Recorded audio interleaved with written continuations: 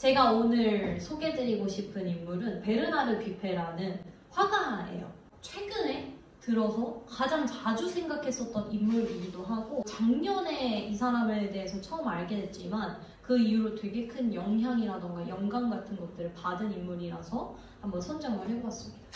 일단 베르나르 뷔페 같은 경우에는 1928년 7월 10일에 프랑스 파리에서 태어났어요. 작품이라고 하면 좀 광대 시리즈나 죽음 시리즈가 좀 유명합니다. 이따가 보여드릴 거고, 특이사항 같은 경우에는 화가들은 가난한 경우가 되게 많았어요. 근데 베르나르 뷔페는 프랑스의 스타 화가로 완전히 한순간에 떡상을 해버려서 20세기 백만장자, 28살 정도의 백만장자가 이미 되어버리거든요.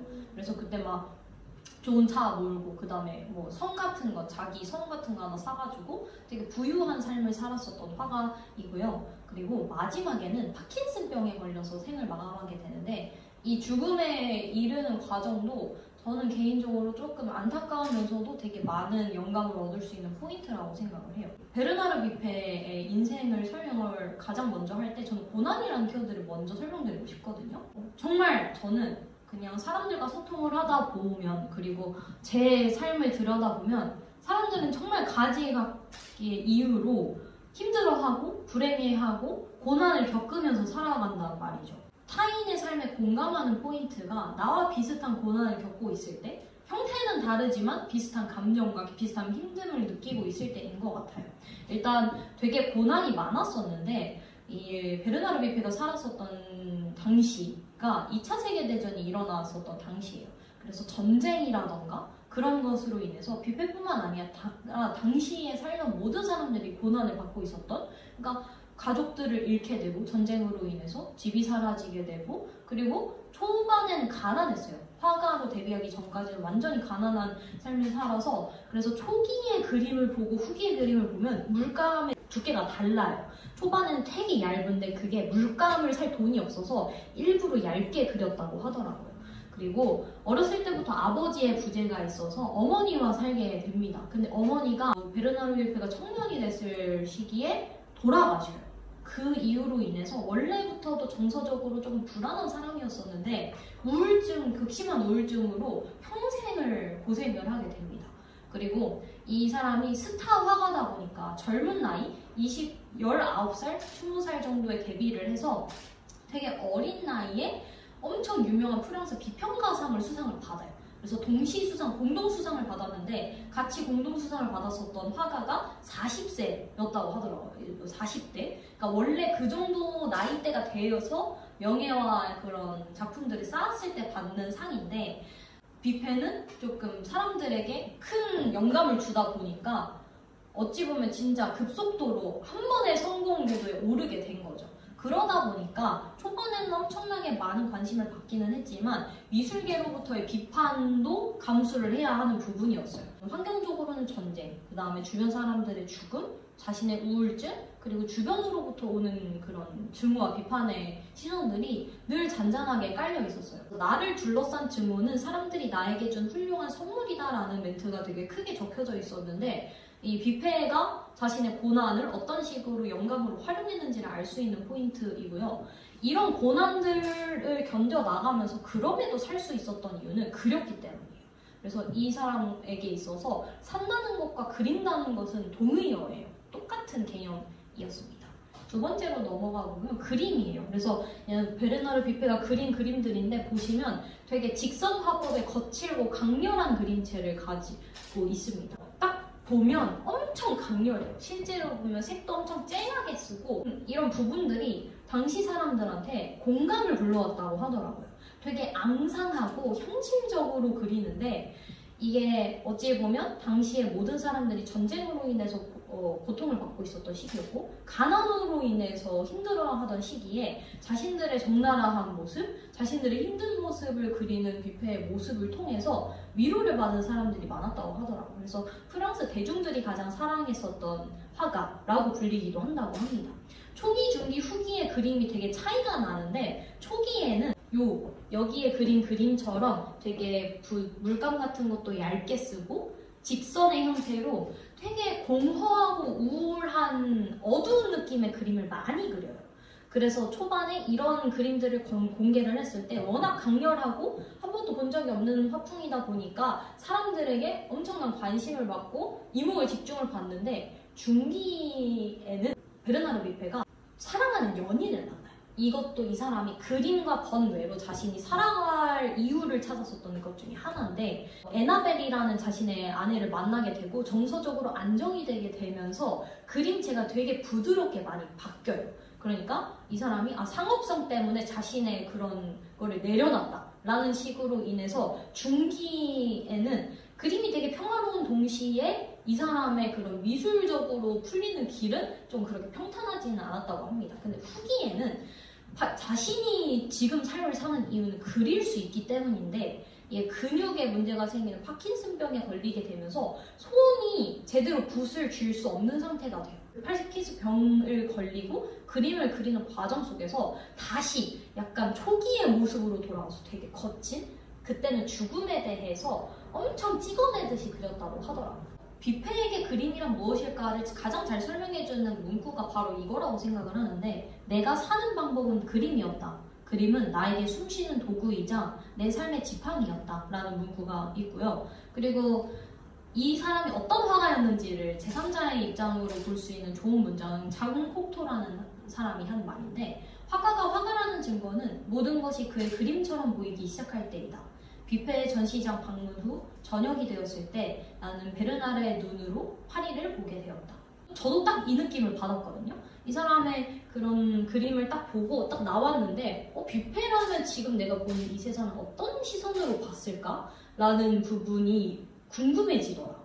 그래서 일단 이 사람은 나에게 있어서 되게 훌륭한 화가다. 왜냐면 그 사람의 시선이 나에게 옮겨오도록 그 부분에 있어서는 성공을 했으니까. 그리고 광대, 이 위에 보면 사진에 대해서 설명을 드리지 않았었는데, 이 사람은 자화상을 되게 많이 그렸어요. 계속 주기적으로 자화상을 그릴 때 그때마다 활용을 했었던 것이 광대라는 그런 부분이에요.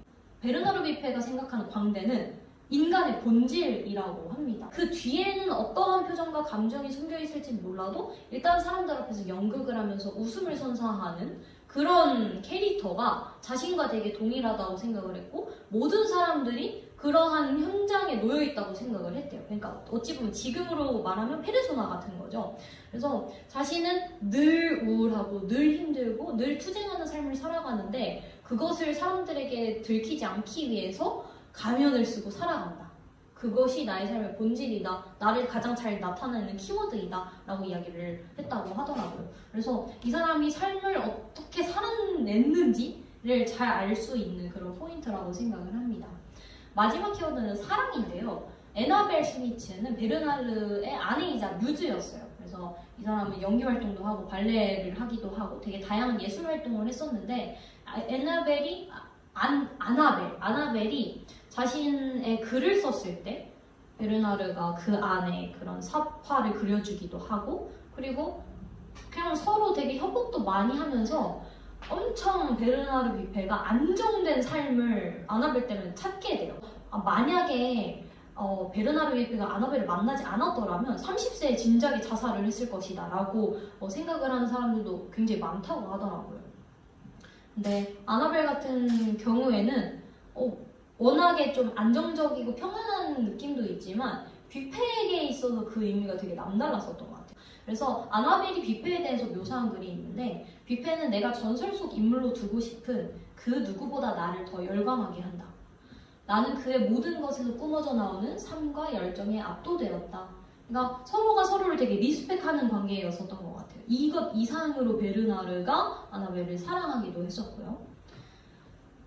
그래서 베르나르 비페에게 있어서 어떠한 영감을 받았느냐라고 생각을 해보면, 내가 왜 이 사람이 되게 그렇게 자주 생각이 나고 큰 감동을 받았을까를 생각을 해봤을 때는, 이 사람이 삶에 투쟁하는 방식이 형태는 달라도 저와 되게 유사했기 때문인 것 같아요.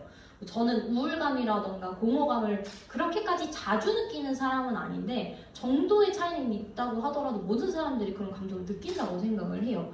그래서 모두 정말 그 톨스토이가 말한 말 중에 행복한 가정의 모습은 되게 다들 비슷한데 불행한 가정은 제각기의 이유로 불행하다라는 말이 있거든요. 그건 단순히 가정뿐만이 아니라 개개인에게도 적용할 수 있는 말이라고 생각을 해요. 행복은 되게 유사하거든요. 근데 모든 사람들이 힘들어하는 이유가 정말 다 다른 거예요. 그래서 이게 모든 사람들이 그저 삶을 살아가기에 삶이란 너무 고되고 힘든 것인데 그것을 극복하기 위해서, 살아내기 위해서 이 사람이 어떻게 발버둥 쳤는지가 그림 속에서 너무 보이니까 그게 공감이 되게 됐었던 것 같아요. 그리고 살기 위한 발버둥이 진솔함을 통해서 자신의 화풍에 묻어나왔었던 부분이 이래서 그 당시에 프랑스 대중들이 베르나르의 그림을 보면서 엄청 큰 공감을 받았구나라는 거를 저도 느꼈거든요. 그리고 동시에 던져봤었던 질문이 내가 무언가를 이렇게 열정적으로 좋아해본 적이 있나? 라는 생각이 들더라고요. 진짜 베르나르 비페에게 그림은 곧 삶이었거든요. 내가 그림을 그리지 못하는 순간이 왔을 때 나는 죽음을 선택을 할 것이다 라는 말을 남기고 실제로 파킨슨병이 극심해져서 더 이상 붓을 들 수 없을 때 정말 평화로운 오전을 보내고 아나벨과 함께 점심을 먹고 산책을 한 다음에 자신 방에 돌아와서 스스로 목숨을 끊습니다. 자신이 그림을 그리지 못하게 된 순간에 실제로 삶을 마감을 한 거죠. 그러니까 조금 극단적인 형태인데 어찌 보면 도피일 수도 있겠지만 저는 이게 이 사람에게 있어서 죽음은 또 하나의 투쟁이었겠다라는 생각이 들더라고요. 그만큼 공허감, 우울감에 시달려서 생을 마감한 것처럼 보일 수도 있으나 저는 그만큼 정말 그림을 사랑을 했고 이것이 그 사람이 삶을 살아가는 방식이었구나라는 게 딱 느껴지더라고요. 그래서 저는 사실 이렇게까지 하나에 올인하고 싶은 마음은 들지는 않았어요. 내가 하나를 온전히 좋아했을 때 느낄 수 있는 것도 있지만 여러 가지를 좋아했을 때 느낄 수 있는 것도 있기 때문에 그런데 내가 미지근한 상태로 무언가를 좋아하고 있진 않나? 그러니까 좋아하는 건 많은데 이 정도로 열정적으로 좋아하는 것은 하나 정도는 찾아봐도 좋지 않을까? 라는 생각을 했습니다. 지금은 교육이라고 생각을 하는데 교육과 더불어 내가 또 엄청나게 정말 내가 삶에 투쟁하는 또 다른 하나의 방식을 찾아낼 수 있지 않을까라는 질문을 던지게 했었던 인물이었고요. 두 번째는 연결해서 나만의 살아갈 이유를 찾아야 한다고 생각을 했습니다. 이거는 제가 저번 달에 봤었던 컨텐츠 중 하나인데 중증외상센터라고 주지훈이 연기한 그 넷플릭스 드라마가 있어요. 근데 거기에서 인턴인 추영우 선생이라는 선생이 엄청 힘들어하고 내가 이 일을 이렇게까지 해야 할까요? 라는 의문을 품는 순간에 그 주인공이 이런 말을 해요. 너도 너만의 이유를 찾아. 개같이 구르고 역같이 깨져도 절대로 변하지 않을 그런 이유를 찾아. 이 뻑뻑하고 꺼끌꺼끌한 이 길을 아무 이유도 없이 그냥 걸어가기에는 너무 되다 라는 표현을 하거든요. 약간 좀 다양한 표현들이 들어가기는 하지만 저는 정말 딱 맞는 표현이라고 생각을 해요. 이유 없이 그냥 이 고된 삶을 그저 살아가기에는 저는 너무나 연약한 사람이고 인간이 어쩌면 그런 존재가 아닐까라는 생각이 들기도 하는데요. 일단은 베르나르 비페가 삶을 살아가는 이유, 방식은 그림이었어요. 근데 나에게 그것은 무엇일까? 라는 생각을 들게 했었던 것 같아요. 그리고 세 번째는 나를 세상에 남기는 일에 대해서 생각을 하게 됐는데 저는 창작자에 대해서 항상 늘 동경이 있거든요. 나만의 것을 무언가를 아웃풋의 형태로 남겨내는 것. 근데 어찌 보면 이게 저는 저에게 맡겨진 책임이라고 생각해요. 각 사람에게 맡겨진 책임. 일단 저는 기독교인이고 믿음이 있고 아마 베르나르 비페와 저와 조금 다른 가치관이 있다면 저는 신앙과 믿음이 있다는 점일 것 같아요. 그런 입장에서 저는 나에게 주어진 삶이 나에게 그저 주어진 것이 아니라 책임이 있는 상태에서 주어졌다고 믿고 그러한 이유로 제가 살아가는 삶에는 그냥 살아내는 것만이 아닌 무언가를 남겨낼, 즐겨낼, 사랑해낼 책임이 있다고 생각을 하거든요. 그래서 그게 창작의 형태가 됐든 다른 형태가 됐든 간에 내가 무언가를 남길 만한 노력을 쏟아야 되겠다라는 생각을 했어요. 그리고 제가 그저께 국립중앙박물관에서 하는 전시회를 갔다 왔는데 거기서도 베르나르 비페랑 되게 비슷한 사람을 만났어요. 에곤 실레인데 8명 정도의 예술가를 소개를 하거든요. 근데 그 중에서 어떤 작품이 에곤 실레의 작품인지 보지 않아도 가장 강렬하고 가장 눈에 들어와요. 왜 그럴까를 생각을 하고 베르나르 비페를 떠올렸어요. 내가 왜 베르나르 비페 그림이 넌 되게 전시를 많이 갔는데 그 사람 그림이 생각이 계속 날까? 라고 이렇게 떠올려 보니까 그 사람은 그냥 그림을 그린 사람이 아니라 진짜 살기 위해서 그림을 그린 사람이었어요. 자신의 혼과 진짜 모든 것이 그 그림에 들어있는 게 그 그림을 보는 사람에게도 전달이 되는 거예요. 에곤 실레가 이런 말을 남깁니다. 나는 썩어도 영원한 생명력을 남길 열매가 될 것이다. 이 사람도 사실 정신적으로 굉장히 불안한 사람이었고 아무래도 좀 위대한 예술가들 중에서는 그런 정서적인 불안함 그리고 그런 자신의 결핍을 자신의 창작물로 연결을 시켜서 표출해낸 사람들이 되게 많은 것 같아요. 저는 이 말을 통해서도 되게 베르나르 비페를 떠올리면서 영감을 받았거든요. 나는 썩어도 나도 결국에는 죽을 텐데 그럼에도 불구하고 나는 이 고된 삶에 있어서 살아낼 이유를 찾을 거라고 생각을 하고 찾아내야 한다고 생각을 하고 그것을 통해서 이유와 연관된 내가 남길 수 있을 만한 이 세상에 흘려보낼 수 있을 만한 무언가를 지속적으로 창작하는 것은 나의 책임이겠다라는 생각을 하게 됐습니다. 그래서 마무리를 하고자 하는데 베르나르 비페는 아마 계속 제가 떠올릴 만한 사람인 것 같아요. 그의 그런 삶을 통해서 저를 보게 되고 제 주변 사람을 보게 되거든요. 그래서 그 삶 자체가 안타까운 동시에 되게 굉장히 공감이 많이 가고 그렇게 감동을 많이 주는 인물이지 않을까라는 생각으로 준비를 해봤습니다. 그럼 이상으로 발표를 마치도록 하겠습니다. 감사합니다.